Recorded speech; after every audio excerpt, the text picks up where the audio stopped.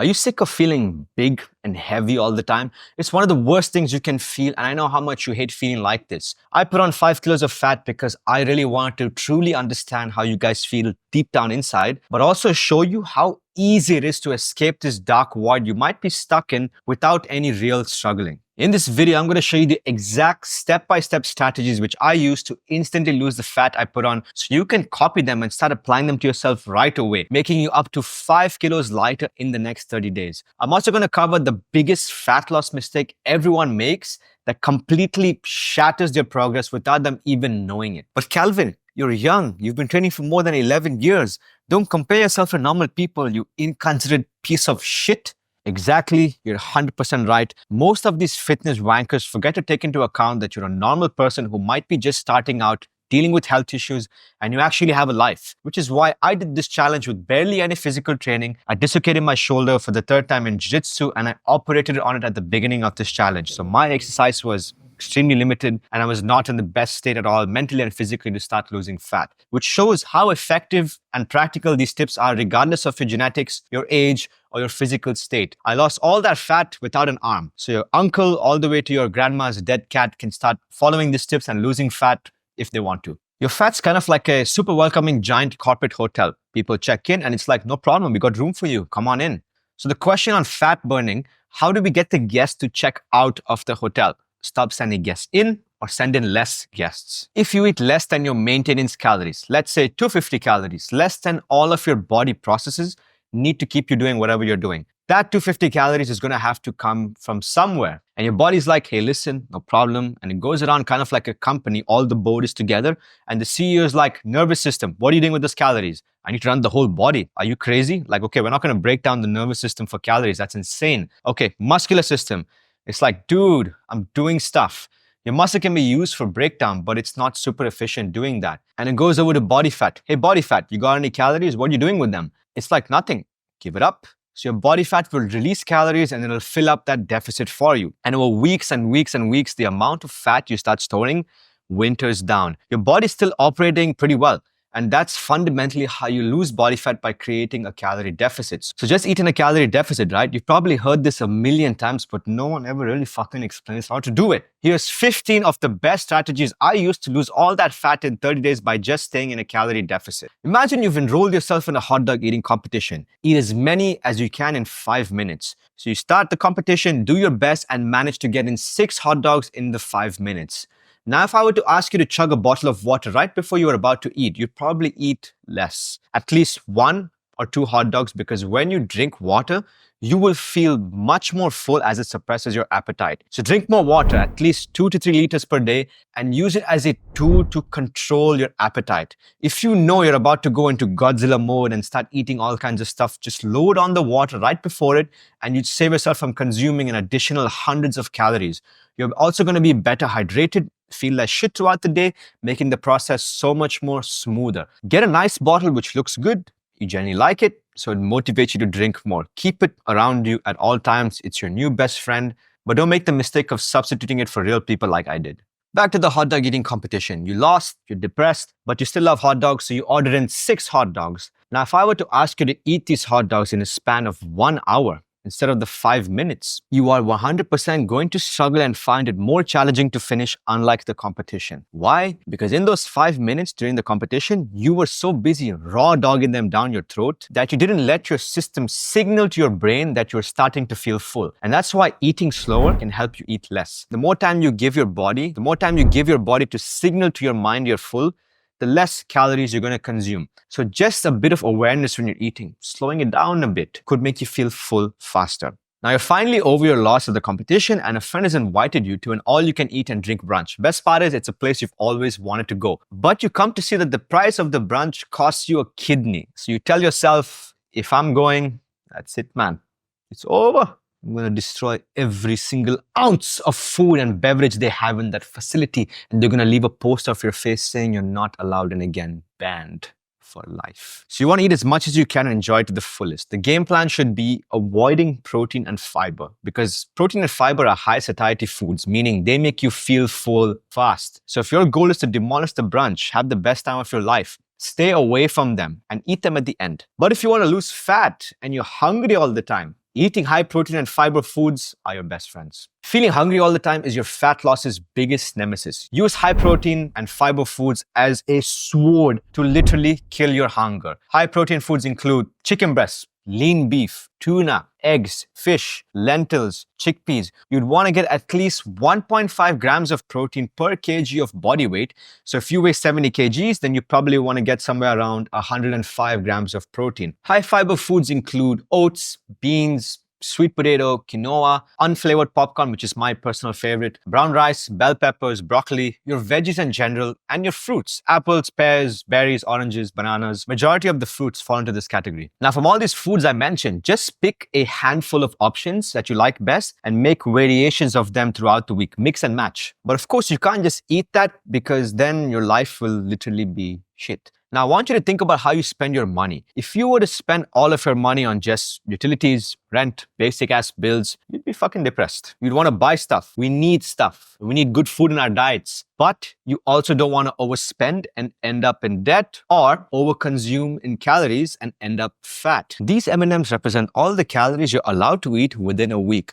Let's say you have a daily budget of 1,500 calories each day, and anything you eat within these 1,500 calories would cause you to lose fat, whether it's pizza, dogs, cats, or people's feet. Let's say you love eating McDonald's on the weekend, on Saturdays, but you're probably going to go over your budget if you eat McDonald's. So you have two options. Either you skip breakfast on Sunday, eat McDonald's, and you kind of balance it out. Or if you already ate breakfast and you already ate McDonald's, the next day, skip breakfast that day and stay within your budget. You enjoy drinks every Friday night, right? What do? Eat low, basic calorie sandwiches throughout the week, take them and borrow from them throughout the week, balancing it out. So Tuesday and Thursday, eat sandwiches to work. Balance it out. So a pizza offer on Tuesday, what do? Eat the pizza and intermittent fasting on Wednesday. Just make sure that you don't bring any outside M&Ms and just move these M&Ms or these calories around throughout the week. After a while, you realize that you really don't enjoy eating these sandwiches during the week and you don't mind having a drink less on Friday night. So what do? You just have 2 drinks on Friday and maybe you go back to eating nicer sandwiches throughout the week and you kind of balance it out. And over time, you're just going to keep losing fat as you do this. You need to budget in food you love. Literally program them into your meal plan because at some point, you're going to eat them anyway. And it's better for it to be planned and enjoyable rather than chaotic and full of guilt. So this is not fattening if you don't overconsume them within your budget. This is fattening if you overconsume them within your budget. This is not fattening if you don't overconsume them within your budget. And this is fattening if you overconsume them within your budget. So stop vilifying these foods and labeling them as bad foods. They keep you happy. They keep you going. They're tools you can use. As long as you budget for it accordingly, you'd not be causing any real harm to your fat loss. And there's hundreds of people who did challenges like eating pizza every single day and losing loads of fat. But what happens to your progress if you were to slip off your nutrition for just one? There are days where you think, fuck this, I just want to chill today. You got worse shit going on in your life and you just don't have the mental energy to give a shit that day, which is normal, happens to everyone one way or another. And you eat whatever you want. Say something like this. This box of chocolates is 1,200 calories. To put on 1 pound of fat, you'd need to eat 3 of these on top of your maintenance calories to put on 1 pound. So if you were to eat half of this or just 1 of these on a rainy day, my darling, you are not damaging any of your progress. But you know when the real damage happens? When you have a really strong craving that you keep holding back from. Because as the days pass, you want more and more and more until you go on a rampage eating everything you were holding yourself back from. And you eat any single thing that falls into your line of vision, losing complete control. Sounds familiar? Don't aim for perfection and just eat the fucking chocolate if you really want it. If you stumble at the beginning of a 100-meter sprint, you are sure to lose. But if you stumble at the beginning of a marathon, you still have time to make up for it. What matters most is which race you're running. Fat loss is like a marathon, start treating it like one. As long as you are gradually in an overall calorie deficit in the long run, you're going to see great results. Now back to the part where you just don't give a fuck and you want to unleash hell on your diet. More often than not, there is a trigger that brings out this side of you. A trigger which is one of the easiest to control, takes no energy, feels awesome, and it's the best part of most people's day, and that is sleeping more. When you don't sleep enough, you're going to have low energy. You might be moody. Your hunger hormones are all over the place. You're bound to do some filthy things. The better rested you are, the less likely you are to cause any chaos. By sleeping better, you automatically put yourself in such easy shoes to keep progressively moving forward. The quality of sleep you get is important as well. So, there's anything in your surroundings disturbing you as you sleep, a noisy neighbor, a snoring partner, bright lights coming into the room, eliminate them. People fail to realize your surroundings decide whether you have abs or kebabs. 2 years ago, a friend of mine needed a place to crash temporarily. He lived with me for a few months. We've been best friends since early childhood. It was the first time having a roommate or a friend to live with, so it was a lot of fun for me, honestly. Great vibes. We both played instruments. I played the saxophone. He plays the keyboard and the guitar. We even tried starting a band together. I do jiu-jitsu. He plays rugby, so we would wrestle, kind of have fun, scrambling around the house. It was honestly a lot of fun, but over time, I started noticing myself get a little bit plumpy, which is strange because I had been on the same routine, eating, sleeping, and training well, but I'd put on at least 4 additional kilos. And I started getting nervous taking my shirt off at the beach. And after a while, it hit me. We were ordering food in all the time. McDonald's opened up right underneath my building. And we got into this weird new habit where we tried new biscuits every single day. I don't know if it's a couple thing. We started becoming a couple. Our house was like a biscuit factory. So you need to adjust your surroundings. Is your house full of junk? Get rid of it all. It's not a waste when you throw it away. It's a waste when you bought it. The things that you have out in the open in your house are triggers for your next action. If you leave a bunch of books all over the place, you're more than likely to read. If you were to organize and lay out your gym clothes, supplements, you're more than likely to follow through with those. You'd want to live in a place where there's a park so you could walk a bit more, maybe a nice gym close by, a quiet neighborhood so you can sleep better at night, where there's not a billion restaurants tempting you and triggering you to indulge every single day. You also want to look at the people you spend time with. Are they active, positive, ambitious people who'd grow and nurture whatever you're trying to build?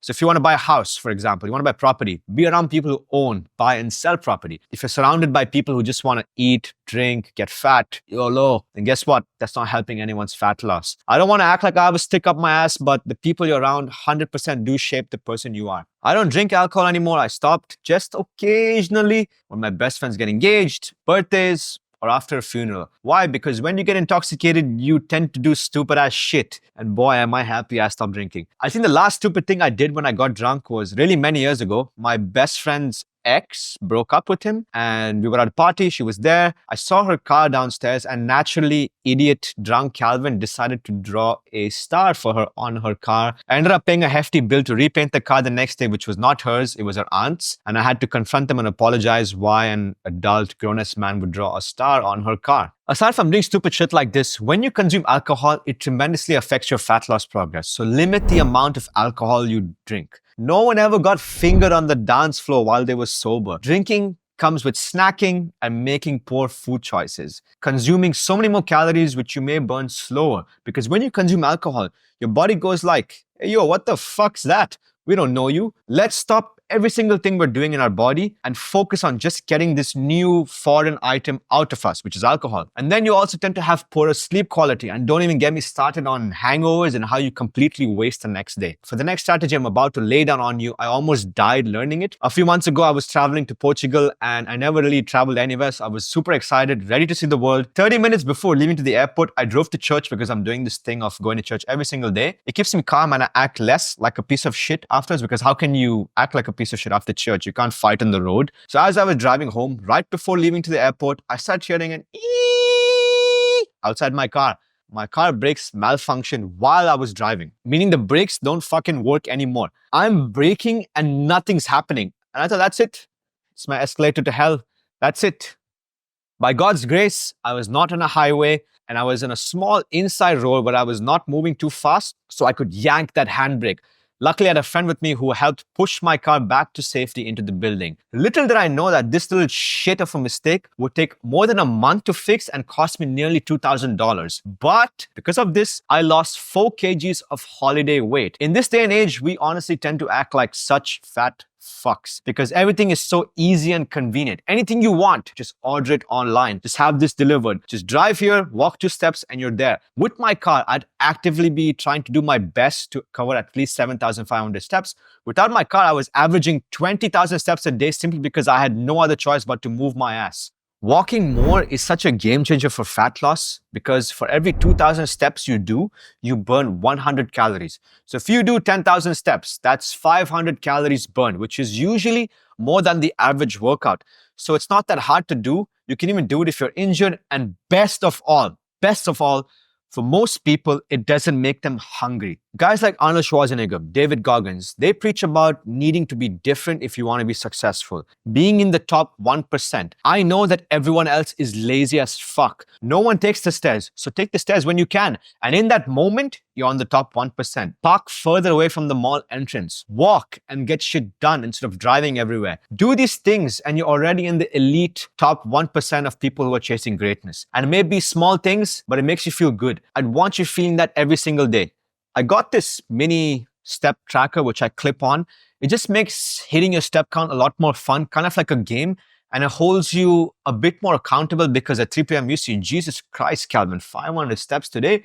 Move your ass, honey. You got 9,500 more to go. We can often find fun and motivation in the little things. I grew up listening to Arnold's speeches, and the first book I ever read was this book on bodybuilding written by Arnold, which I read when I was 12 years old, and I learned most of my foundations then. Arnold always had a vision-based approach to things. He envisioned himself becoming the world's best bodybuilder, and then a famous Hollywood actor, and then the governor of California, which he did succeed in all. The human mind is extremely powerful, much more than what you think it is. He puts pictures of all his idols and everyone he wanted to be like up in his bedroom wall. So every day he woke up seeing clearly what he was working towards. Find and create as much motivation as you can. You should know what you want to do. Who do you want to look like? How do you want to feel about yourself? Because as you do the work, you get happier knowing you're getting closer to that destination. And if there's no destination, you're a ship without a sail heading nowhere. Everyone always says you gotta know your why, know your why. Okay, but here's an exercise that could help awaken the giant within. It's very practical and I got this from my business mentor. Make 2 lists. I'm going to show you my real lists so you understand better. The first list is what happens if you nail the next 5 years. I can travel anywhere in the world with my family and I can make my mom happy. Work when you want to. Work in businesses you own and do it for yourself. Have as many dogs as I want. And if I fuck up the next 5 years, I'd be reporting to some cunt, working a full-time job. I'd have never given the family their life they deserve. And I'd be living a very boring, average life. Things like this help remind you and could save you from a bad day. You can also motivate yourself through what YouTuber Ali Abdaal calls feel-good productivity, which is basically if you feel good, you're going to do good. So the question is, how do you feel good losing fat?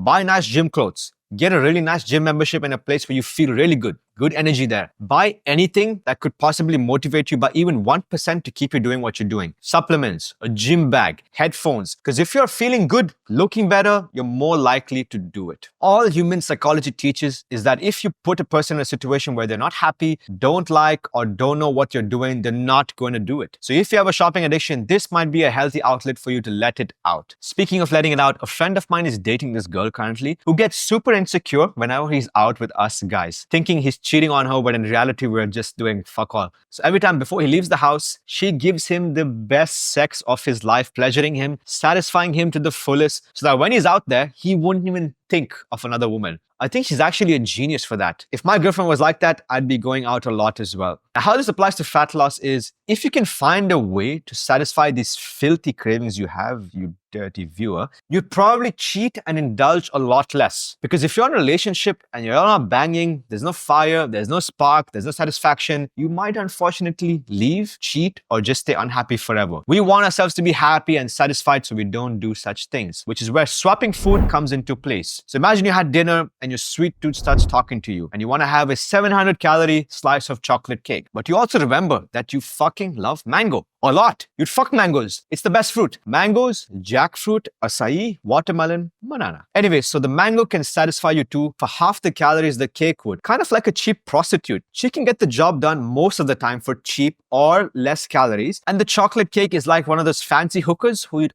occasionally indulge in. Expensive, high calorie, lets you do whatever you want to their feet. I'm not saying make the swap all the time, but doing this at least 50% of the time will keep you satisfied and not depressed. And you'd get the best of both worlds, saving yourself from additional thousands of calories. Aside from situations like that, there are many other low-calorie swaps you could make. But before swapping, you need to make sure that you like the low-calorie option, because if everything you consume is low-calorie, your happiness might be low-calorie as well. For example, you got your syrups, you got your sodas, pizzas, sauces, and your ice creams. These are tools you should use to combat fat loss. The reason I actually know all of this is because I have the biggest fucking sweet tooth there is, man. My blood's probably 50% part fudge and 50% part blood. And I blame my brother for this. He was a computer science graduate, studied at university for over 6 years, and he was always a problem child. Bad grades, shit like that. Right before his graduation ceremony, which we were all super excited for, and we couldn't even believe that he would ever make it to this point, my father even bought a brand new suit to attend his graduation ceremony. That's how big it was. He told us that he had lied and was bunking classes all these years because he had no passion for it and he just completely hated it. Naturally, we were all fucking shattered, but we learned that he had passion for food and he ended up becoming a very successful pastry chef. So my house is full of high-end pastry goods 24/7. It's either we find people to give that to or it goes into the trash. Now, if you're always hungry, craving food, and being tempted, volume eating can save your ass like it did with mine. Volume eating is basically eating a shitload of food for a minuscule amount of calories. There are some special foods that fall into this category, which include watermelon, strawberries, berries in general, oranges, veggies, eggs, popcorn. I would also add in protein shakes as a tool for this as well. Because if you have trouble managing your calories, staying within your budget because you're always hungry, use these high volume foods to fill you up. You're going to be eating this much food for this amount of calories. Now, for the 13th strategy, I'm going to take you back to the day my mother wanted to put me up for adoption. It was the first time I asked her to weigh a serving of peanut butter. And you're going to hate me as well too after this. But if you're making a peanut butter sandwich, you're probably going to scoop it up like this, like a normal person, right? But if you read the calorie label, this is what one serving of peanut butter apparently looks like. Majority of the population underestimate how many calories they eat and overestimate how many calories they burn. Even the best of the best in the world cannot tell what 100 grams of rice looks like and what 150 grams of rice looks like. So just for 1 week, start weighing your food. So you start educating yourself on what portion size look like so you can start getting a general idea. And by doing this, you're going to save yourself a shitload of calories because you're going to weigh your rice and be like, hey, hold on, sailor. I don't need all that. Let's pull a little bit back, just a little bit back. It's like going to a restaurant. You take a look at the menu and you check out their prices usually. If you knew the Coke was $20, maybe you would not have it that day. So just being aware of these things can save you a lot of calories. I'm not saying count every little calorie you eat, but if you can do this just for a month, just 1 month, you'd see significant changes in your life indefinitely. Everything I just shared with you is super practical, but to actually start implementing them lays this one important factor. It's the same factor that plays a role when you commit to hangouts in advance, you sign a contract with the company when you start working with them, or why people get married. And this factor is accountability. You need to find ways to hold yourself accountable. You could get a gym partner, someone you train with at a specific time on a schedule. So you have to honor those commitments. And you guys are also going to be pushing, challenging each other. But make sure you choose someone who would honor it and not just bail on you. And I hope you don't just bail on them as well. You could buy a long-term gym membership because if you're invested financially, you're more than likely to adhere to something you paid for. You could even just start telling people, I started training, I'm doing this now. Just get the word out. Start manifesting it. Bring it up to life. Let people expect things from you so you have no choice but to show up and deliver. And finally, I saved the best for last, or actually the worst for last, because this is simply the biggest fat loss mistake every single person makes. And I don't have many rules when it comes to training. My only rule is get shit done, but don't be miserable in the process. And the biggest mistake most people make is following an approach that is just not sustainable for them. They are going way too strong with their training and their diet, and man, they burn out so fucking quick. Every single thing you do has to be sustainable in the gym and with your nutrition. Fuck 10,000 steps. You can't go from doing jack shit to 10K. It's ridiculous. You're going to fail over time and start hating yourself. And then you start thinking, fat loss isn't meant for me. My body type is weird. It doesn't work. It's not compatible. Start off with the literal bare minimum. All you should be looking for is small wins. Okay, it's your first week of training. You say you want to do 5 days a week. Fuck that, man. Fuck that. Don't do that. Start off really slow. Twice a week. Max 3 times a week. Take it really easy. Step by step. Gradually progress. Celebrate that progress and go harder once you have more confidence. Once you see yourself hitting consistently twice or thrice a week, then you've proven yourself worthy of an increase. The people who train 6 days a week, do 10,000 steps, get in a perfect diet, sleep 8 hours. Maybe they're personal trainers. Maybe they're rich. Maybe they can afford high quality meal plan services. They don't work long hours like you you do, or they're actually not doing all that shit and they're just full of shit. These things are really difficult to do. It takes time, months, years of building habits to sustainably live this way. I've been doing this for 12 years and I still find some aspects of it challenging. So set realistic output goals. Steps. Look at what you do. Daily step counts 2,000. Okay, make it 3,000, 3,500. Working out 0 times a week. Okay, start twice a week. Shit diet. Okay, eat less shit. Don't go cold turkey because you're going to hate yourself and you're going to want to slice your toes off. I hate reading, but I know that if I want an excellent life, I got to read just like all the people I'm trying to be like. So I tell myself, just read one tiny page. That's it.